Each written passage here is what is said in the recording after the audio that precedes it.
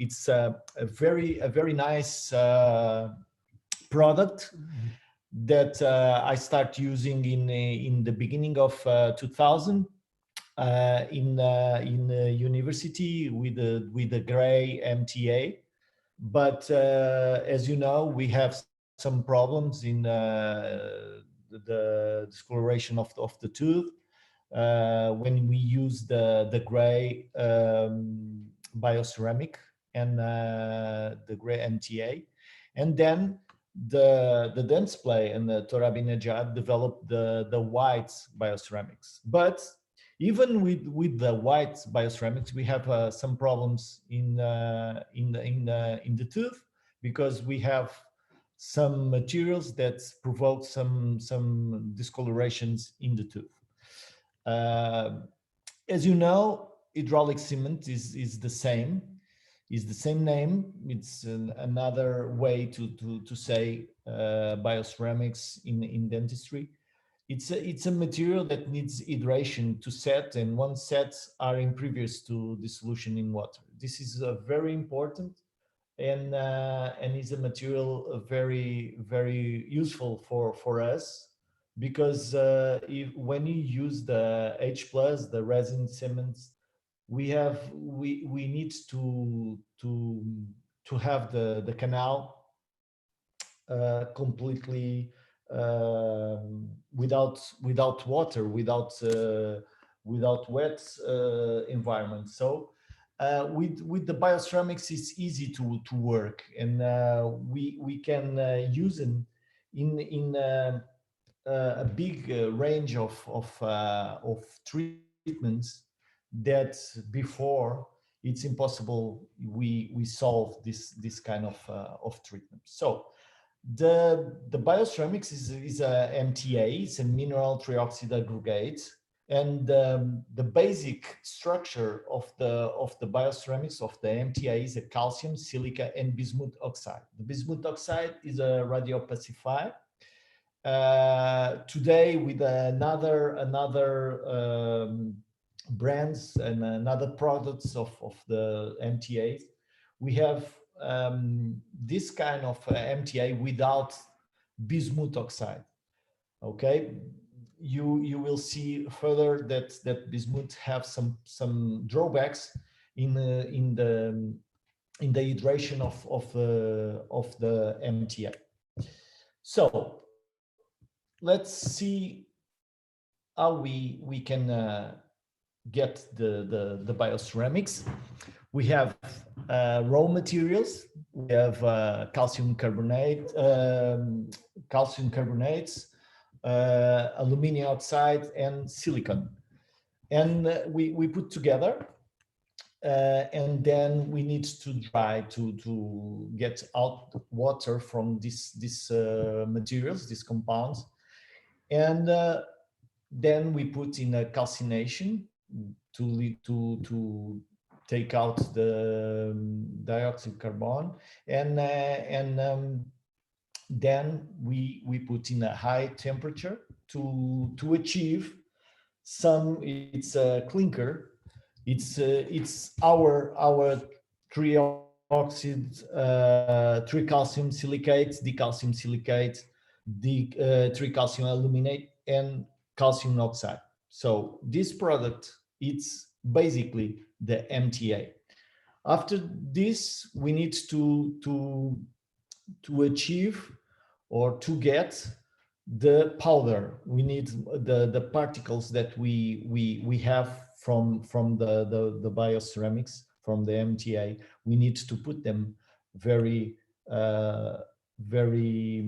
thin, very low particles to use them in our treatments. So Angelos give me this video, and here we see all the process.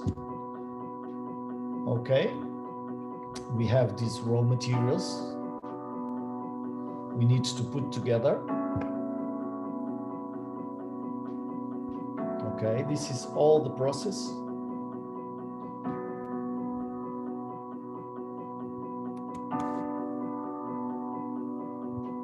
Then we need to take out the water.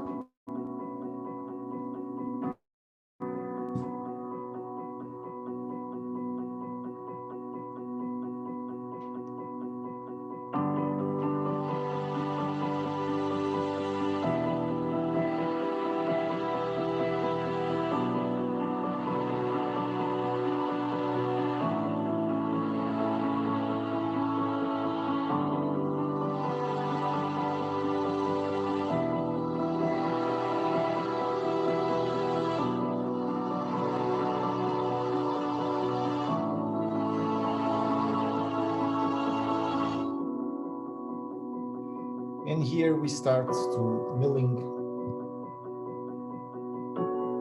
all the particles to get small particles.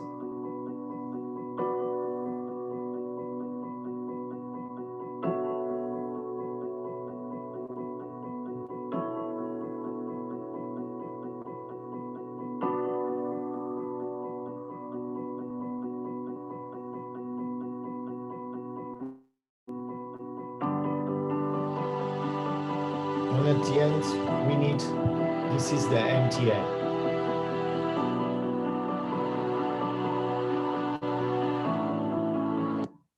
Fine.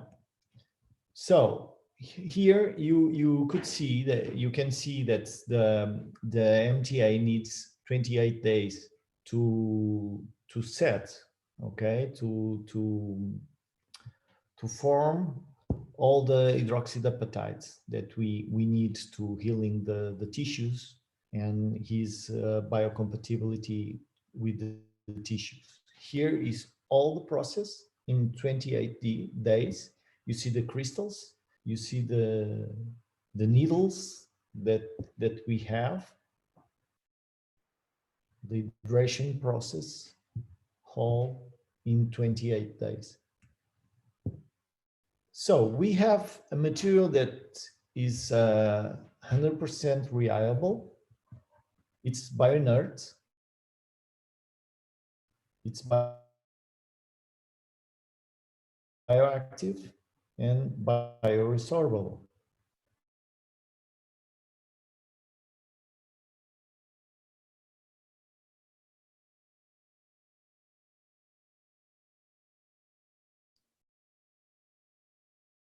It's the most common compounds that we have in dentistry. The bioactive, it's ceramics that bond directly with the bone without having fibrillar connective tissue between the bioceramics and the bone. It's a very important. We have this. It's a calcium phosphate. And the bioactive, in the final, we have hydroxydapatite. Bioresorbable, we have, it's will be gradually but steadily reabsorbed in the body. So we have tricalcium phosphate and calcium carbonate. It's MTA is a non-mutagenic, non-neurotoxic, promotes cementum regeneration, osteogenic potential, periodontal regeneration, dentin bridge formation, and this is for me one of the most important features of this product is the pH. Okay, we can change the environments when we work and we use this material. We change the environment. We change the environment that the bacteria live in the acid environment. So we break this balance. We break this environment, and it's promoting the healing process. So if we take a glance here in some articles, we can I choose, for me it's one of the most important articles in about bioceramics, but you have so many articles explain all the the features, all the behaviors, all the components, all the MTAs that we have in the world, in the market. But I choose this because it's Torabinejad, it's the guy that developed this product. And thank you a lot for this. And in this review, we can see that I took here from some topics that I think it's important for us. He explained to us, but I think all of you know, and that we need 4 millimeters when we need to do apical barrier. We need 4 millimeters to have thickness and have a great outcome in the future. Okay, we have also the pH. After 3 hours, we have 12.5 pH. We have setting time. It's about 3 hours, 2 hours and 45 minutes, but more or less it's 3 hours.